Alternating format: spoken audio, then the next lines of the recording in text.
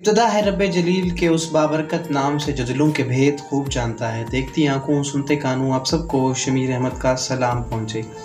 आज का हमारा मौजू है असल सिकंदर आज़म। सिकंदर आज़म कौन था? मकदूनिया का एक अलेक्जेंडर या तारीख़ इस्लाम के हज़रत उमर फ़ारूक रज़ी अल्लाह ताला अन्हु? ये वो सवाल है जिसका जवाब दुनिया भर के मौरखीन पर फ़र्ज़ है।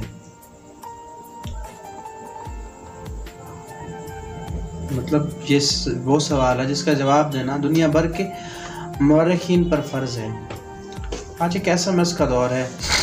मोबाइल मैसेजिंग सिस्टम चंद सेकंड में ख्यालात को ये दुनिया के दूसरे कोने में पहुंचा देता है। जदीद दौर की सहूलत से अब क़ारीन और ज़ायरीन नाज़रीन भी दुनिया भरपूर फ़ायदा उठाते हैं। गुज़श्ता रोज़ किसी साहब ने पैगाम भिजवाया है, काश आपने आज हज़रत उमर फ़ारूक रज़ी अल्लाह ताला अन्हु पर कारण लिखा होता। ये पैगाम पढ़ते ही याद आया, आज तो हज़रत उमर फ़ारूक रज़ी अल्लाह ताला अन्हु का यौम शहादत था और मैंने उस वक्त से सोच रहा हूँ मकदूनिया का अलेक्जेंडर सिकंदर आज़म था या हज़रत उमर फ़ारूक रज़ी अल्लाह ताला अन्हु। हमने बचपन में पढ़ा था कि मकदूनिया का अलेक्जेंडर 20 साल की उम्र में बादशाह बना। 23 साल की उम्र में मकदूनिया से निकला और उसने सबसे पहले यूनान फतह किया। उसके बाद तुर्की में दाखिल हुआ, फिर ईरान के दारुल हुकूमत को शिकस्त दी, फिर वो शाम पहुंचा, फिर उसने यरूशलेम और बाबुल का रुख किया, फिर वो मिस्र पहुंचा, फिर वो हिंदुस्तान आया। हिंदुस्तान में उसने पोरस से जंग लड़ी, अपने अजीज़ अज़जान घोड़े की याद में फालिया शहर आबाद किया। मकरान से होता हुआ वापस सफ़र शुरू किया। रास्ते में टाइफाइड में मुब्तला हुआ और 323 कबल मसीह 33 साल की उम्र में बख्त नसर के महल में इंतकाल कर दिया। दुनिया को आज तक बताया गया कि वो इंसान तारीख का अजीम जर्नेल, फातेह और बादशाह था। तारीख ने उसके कारनामों की वजह से उसे अलेक्जेंडर दी ग्रेट नाम दिया। हमने उसे सिकंदर आज़म यानी बादशाहों का बादशाह बना दिया। लेकिन आज 21वीं सदी के 9वीं साल के पहले दिन मैं पूरी दुनिया के मौरखीन के सामने ये सवाल रखता हूँ, क्या हज़रत उमर फ़ारूक रज़ी अल्लाह ताला अन्हु के होते हुए अलेक्जेंडर को सिकंदर आज़म कहलाने का हक हासिल है? मैं दुनिया भर के मौरखीन को सिकंदर आज़म और हज़रत उमर फ़ारूक रज़ी अल्लाह ताला अन्हु की फतूहात और कारनामों के मुवाज़ने की दावत देता हूँ। आप भी सोचिए, अलेक्जेंडर बादशाह का बेटा था। उसे दुनिया के बेहतरीन लोगों ने घुड़सवारी सिखाई, उसे अरस्तु जैसे उस्तादों की सोहबत मिली थी और जब वो 20 साल का हो गया तो उसे तख्त और ताज पेश कर दिया गया। जबकि उसके मुकाबले में हज़रत उमर फ़ारूक रज़ी अल्लाह ताला अन्हु 7 पुश्तों में कोई बादशाह नहीं गुजरा। आप रज़ी अल्लाह ताला अन्हु भेड़ बकरियां और ऊँट चराते चराते बड़े हुए थे और आपने तलवारबाजी और तीर अंदाजी भी किसी एकेडमी से नहीं सीखी। सिकंदर आज़म ने ऑर्गेनाइज्ड आर्मी के साथ 10 वर्षों में 17 लाख मुरब्बा मील का इलाका फतह किया था, जबकि हज़रत उमर फ़ारूक रज़ी अल्लाह ताला ने 10 वर्षों में ऑर्गेनाइज्ड आर्मी के बगैर 22 लाख मुरब्बा मील का इलाका फतह किया और उसमें रोम और ईरान की 2 सुपर पावर्स भी शामिल थी। आज के सैटेलाइट, मिसाइल और आबदोज़ों के दौर में भी दुनिया के किसी हुक्मरान के पास इतनी बड़ी सल्तनत नहीं जो हज़रत उमर फ़ारूक रज़ी अल्लाह ताला अन्हु न सिर्फ घोड़ों की पीठ पर फतह कराई थी, बल्कि उसका इंतज़ाम व इंसराम भी चलाया था। अलेक्जेंडर ने फतूहात के दौरान अपने बेशुमार जर्नेल कत्ल कराए। बेशुमार जर्नेलों और जवानों ने इनका साथ छोड़ा।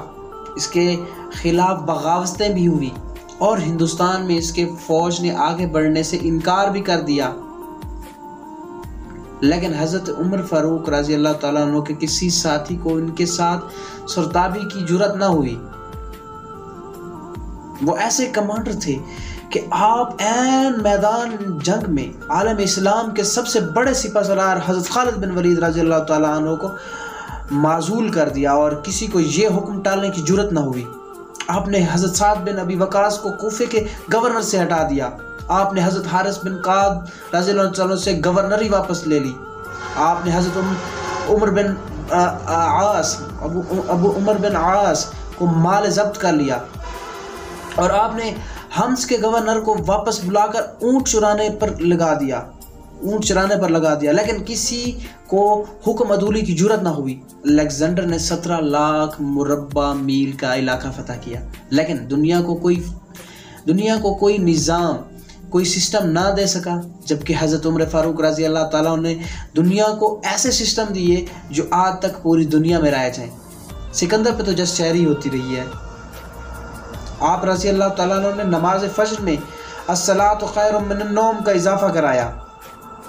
आप रज़ी अल्लाह ताला के अहद में नमाज तरावी का बाकायदा सिलसिला शुरू हुआ।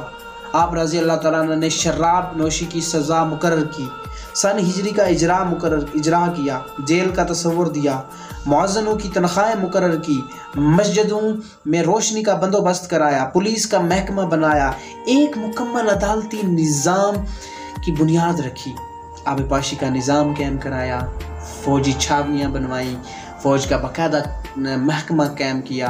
आप रज़ी अल्लाह ताला ने दुनिया में पहली बार दूध पीते बच्चों, माजूरों और बेवाओं और बेआसराओं के वज़ाइफ मुकर्रर किए। आप रज़ी अल्लाह ताला ने दुनिया में पहली बार हुक्मरानों, सरकारी ओहदेदारों और वालियों के असासे डिक्लेयर करने का तस्वुर किया। आप रज़ी अल्लाह ताला ने बेइंसाफ़ी करने वाले जजों को सज़ा देने का सिलसिला भी शुरू किया। और आप रज़ी अल्लाह ताला अन्हु ने दुनिया में पहली बार हुक्मरान क्लास की अकाउंटेबिलिटी शुरू की। आप रज़ी अल्लाह ताला अन्हु रातों को तिजारती काफिलों की चौकीदारी करते थे। आप रज़ी अल्लाह ताला अन्हु फरमाया करते थे, जो हुक्मरान अदल करते हैं वो रातों को बेखौफ सोते हैं। हज़रत उमर फारूक रज़ी अल्लाह अन्हु का फरमान था, कौम का सरदार कौम का सच्चा खादिम होता है। हज़रत उमर फारूक रज़ी अल्लाह ताला अन्हु की मुहर पर लिखा था, उमर नसीहत के लिए मौत ही काफ़ी है। एक बार दोबारा ये लाइन रिपीट करना चाहूँगा, उमर नसीहत के लिए मौत ही काफ़ी है। आप रज़ी अल्लाह ताला अन्हु के दस्तरखान पर कभी 2 सालन नहीं रखे गए थे। आप रज़ी अल्लाह ताला अन्हु ज़मीन पर सर के नीचे ईंट रख कर सो जाते थे। आप रज़ी अल्लाह ताला अन्हु सफ़र के दौरान जहाँ नींद आ जाती, आप रज़ी अल्लाह ताला अन्हु किसी दरख्त पर चादर तान कर साया करते थे और सो जाते थे। रात को नंगी ज़मीन पर दराज हो जाते थे। आप रज़ी अल्लाह ताला अन्हु के कुर्ते पर 14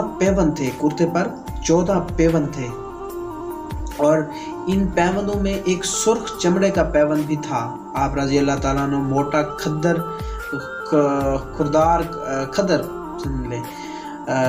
कपड़ा पहनते थे। आप रज़ी अल्लाह ताला अन्हु नरम और बारीक कपड़े से नफरत करते थे। आप रज़ी अल्लाह ताला अन्हु किसी को जब सरकारी ओहदा फैज़ करते थे तो उसके असासों का तखमीना लगवाकर अपने पास रख लेते थे, और अगर सरकारी ओहदे के दौरान उसके असासों में इजाफा हो जाता तो आप रज़ी अल्लाह ताला अन्हु उसकी अकाउंटेबिलिटी करते थे। आप रज़ी अल्लाह ताला अन्हु जब किसी को गवर्नर बनाते तो उसे नसीहत फरमाते थे, कभी तुर्की घोड़े पर ना बैठना, बारीक कपड़े ना पहनना, छिना हुआ आटा ना खाना, दरबान ना रखना और किसी फरियादी पर दरवाज़ा बंद न करना।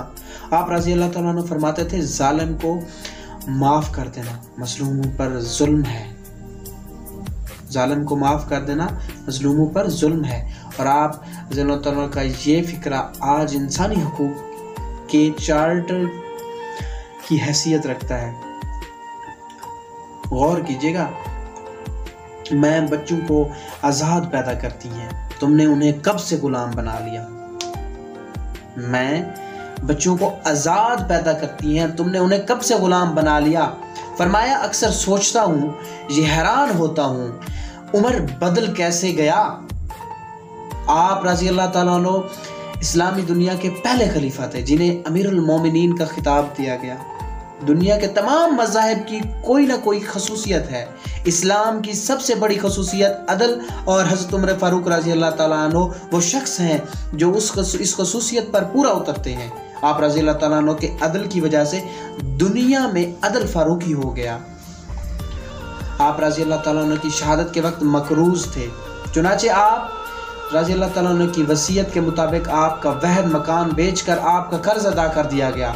आप रज़ी अल्लाह ताला अन्हु दुनिया के वहद हुक्मरान थे जो फरमाया करते थे, मेरे दौर में अगर फिरात के किनारे कोई कुत्ता भी भूखा मर गया, क्या फरमाते थे, मेरे दौर में अगर फिरात के किनारे कोई कुत्ता भी मर गया, भूखा मर गया, तो उसकी सज़ा उम्र को भुगतना होगी। आप रज़ी अल्लाह ताला अन्हु के अदल की ये हालत थी कि आप रज़ी अल्लाह ताला अन्हु का इंतकाल हो गया तो आपकी सल्तनत के दूर दराज के इलाके में एक चरवाहा भागता हुआ आया और चीख कर बोला, लोगों, उमर का इंतकाल हो गया है। लोगों ने हैरत से पूछा, तुम मदीने से हजारों मील दूर जंगल में हो, तुम्हें इस सहने की अदालत इतला किसने दी?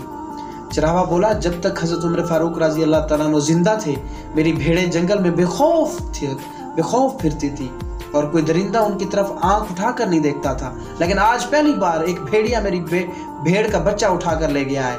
मैंने ये भेड़िए की जुर्रत से जान लिया है कि आज दुनिया में हज़रत उमर रज़ी अल्लाह ताला अन्हु मौजूद नहीं है। ये बात मुझे अपने वालिद साहब ने बताई थी। बचपन में मैं छोटा सा था तो उनकी बहादुरी के किस्से मुझे सुनाया करते थे अबू जी।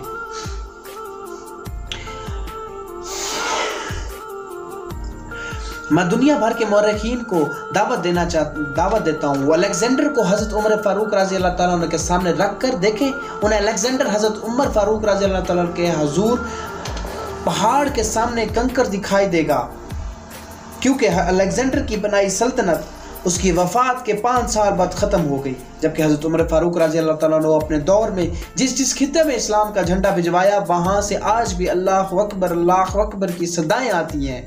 वहाँ आज भी लोग हज़रत उमर रज़ी अल्लाह ताला अन्हु के अल्लाह के सामने सजदा करते हैं।